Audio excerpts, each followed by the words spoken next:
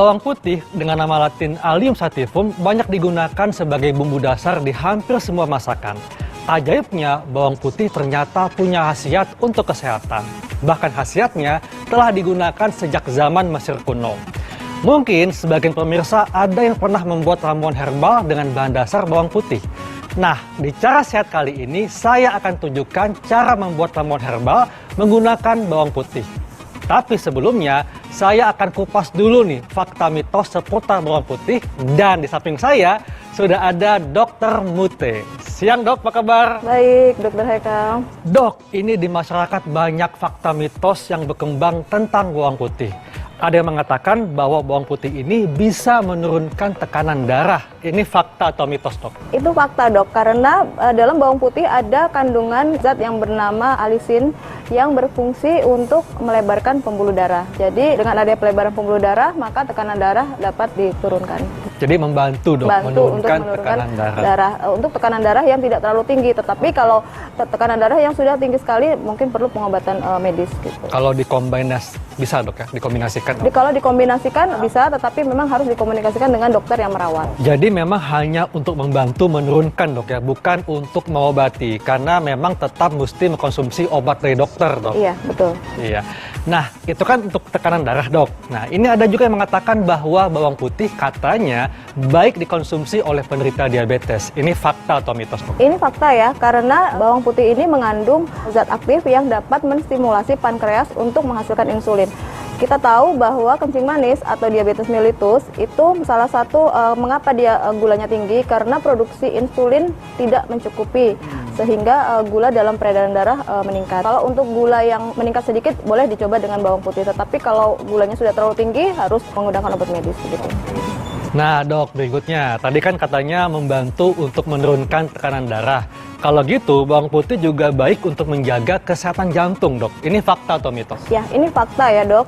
Karena bawang putih itu dapat menurunkan kadar kolesterol jahat dalam darah atau LDL dalam darah. Sehingga kalau kadar kolesterol dalam darah dapat dikendalikan, itu otomatis secara tidak langsung dapat menyehatkan fungsi dari jantung. Oh, makanya itu, dok. Saya suka mendengar kalau orang yang suka mengkonsumsi daging kambing, katanya itu konsumsi bawang putih setelah makan kambing supaya turun kolesterolnya. Ini benar, dok? Ya, sebenarnya daging kambing sendiri itu kolesterolnya tidak terlalu tinggi ya, dok, dibandingkan dengan daging yang lainnya. Jadi kalau misalnya bawang putih sebenarnya boleh saja untuk mungkin dengan daging yang lain gitu. Mungkin hanya penambah bumbu sebagai untuk menguat rasa aja. Wah, jadi manfaatnya cukup banyak, dok, ya, untuk jantung, kemudian pembuluh darah. Nah, ini ada juga, dok, yang mengatakan bahwa katanya bawang putih ini bisa mencegah penyakit pikun atau Alzheimer. Ini fakta atau mitos, dok? Jadi fakta ya, dok, karena dalam bawang putih ini mengandung antioksidan yang berfungsi untuk mencegah terjadinya demensia atau Alzheimer. Karena Alzheimer sendiri adalah penurunan fungsi otak, di mana penurunan daya ingat. Biasanya disebabkan karena adanya stres oksidatif. Nah, salah satu dari fungsi antioksidan adalah untuk mencegah terjadinya stres oksidatif ini, gitu. Oh, ternyata manfaatnya banyak, dok, ya.